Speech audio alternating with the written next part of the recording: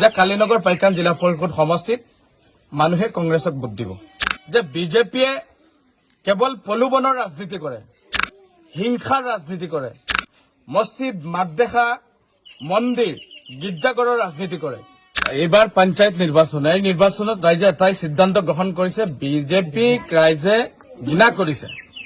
বিজেপিৰ সাম্প্ৰদায়িকতা, বিজেপিৰ উন্নয়নৰ যেটো মন মানসিকতা, ইয়াৰ বিৰুদ্ধে ৰাইজে ভোটদান কৰিবৰ কাৰণে কংগ্ৰেছ বিকল্প শক্তি নাই বুলি কৈছে। গতিকে কংগ্ৰেছ দলজল পটপট, কংগ্ৰেছৰ সময় 2 তাৰিখলৈ ৰাইজে বাছ চাই আছে। ইয়াৰ পৰা নিশ্চিত হৈছে যে কালিনগৰ পাইকান জিলা পৰিষদ সমষ্টিত মানুহে কংগ্ৰেছক ভোট দিব।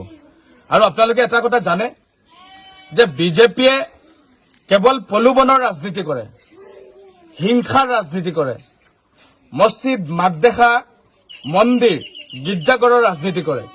বিভিন্ন সময় আমাৰ সংখ্যালঘু মানুহক নিৰ্যাতিত কৰি আহিছে, উচ্ছেদ অভিযান কৰি আহিছে। আৰু বিভিন্ন সময় আপোনালোকে দেখিছে সমগ্ৰ অসমৰ সংবাদ মাধ্যমত বাতৰিবিলাক প্ৰকাশ পাইছে যে চাই এনকাউণ্টাৰবিলাক কৰা হৈছে। আৰু এই যে ভ্ৰষ্টাচাৰী, এই যে একনায়কত্ববাদ, এই যে হিটলাৰী শাসন, এই যে গুণ্ডাৰাজ, ইয়াৰ বিৰুদ্ধে মানুহে কংগ্ৰেছক ভোট দিবৰ কাৰণে সময় আহ্বান জনাইছে।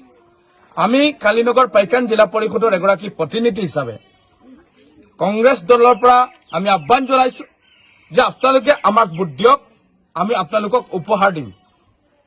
আমি বিজেপিৰ লগত লৰাই কৰা মানুহ, আমি লৰাই কৰিম, এই কথা আমি কৈ দিব খুজিছো। বিজেপিৰ সাম্প্ৰদায়িকতাৰ বিৰুদ্ধে আমি যুঁজা মানুহ, আমি যুঁজিম। আমি সংগঠন কৰা মানুহ। আপোনালোকে জানে হাইলাকান্দিৰ মানুহ যেতিয়া বানপানীত ডুবে তেতিয়া মোক মানুহে মাতে, মই মানুহৰ ওচৰত থিয় দিওঁ। হাইলাকান্দিৰ ৰাস্তা পদূলি বেয়া হলে মানুহে মোক মাতে, আমি ৰাস্তা পদূলিৰ কাৰণে মানুহৰ ওচৰত মই থিয় দিওঁ। আৰু ক'ৰবাত যদি ক'ৰবাত ৰাইজ বিপদগ্ৰস্ত হৈছে, সহায় কৰিবলৈ আমি আগবাঢ়ি আহোঁ। গতিকে মই ভোটলৈ আহিছো, ৰাইজে এটাই কথা কৈছো কালিনগৰ জিলা পৰিষদ সমষ্টিৰ, যে আপুনি প্ৰচাৰ কৰিব নালাগে, আপুনি ঘৰত থাকক। 2 তাৰিখলৈ বাছ চাওক, যিমান চেণ্টাৰবিলাক আছে তাতে বুথৰ বাকত 11 তাৰিখ আপুনি খোলাৰ পিছত পাব যে বুথ কেনেধৰণে হৈছে, সেই কথা ৰাইজে কৈ দিছে। এই ৰাইজৰ উৎসাহ, বিপুল সমৰ্থন, ৰাইজৰ এই উদ্যাপন এটাই কথা প্ৰমাণ হয় যে ইতিমধ্যে কালিনগৰ পাইকান জিলা পৰিষদ সমষ্টিৰ কংগ্ৰেছ পাৰ্টি জয়লাভ কৰিছে, এই কথা প্ৰমাণ হৈছে। আৰু ৰাইজক আমি কৈছো যে বিজেপিৰ বিৰুদ্ধে আমি ভোট কি কাৰণে দিব লাগে।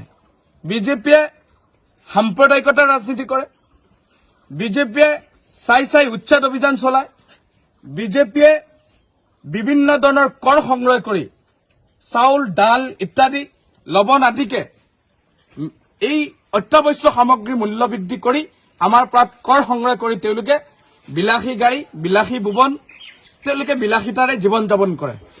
বিজেপিৰ নেতাপালি নেতাসকলে নিৰ্বাচনৰ সময় আহিলে তেওঁলোকে বাসনবাজিৰ ৰাজনীতি কৰে, আমাৰ গ্ৰাম অঞ্চলৰ নিৰীহ মানুহক তেওঁলোকে প্ৰলোভন দিয়ে। গতিকে এই কথা বাৰ্তাবিলাক বিজেপিৰ এনে সাম্প্ৰদায়িকতাৰ নীতি, বিজেপিৰ এনেধৰণৰ যিটো সিদ্ধান্ত, বিজেপিৰ এনেধৰণৰ ভুল যিটো বাৰ্তা, ইয়াৰ বিৰুদ্ধে কংগ্ৰেছ দলক ভোট দিবৰ কাৰণে ৰাইজে আহ্বান জনাইছে, ৰাইজ একত্ৰিত হৈছে।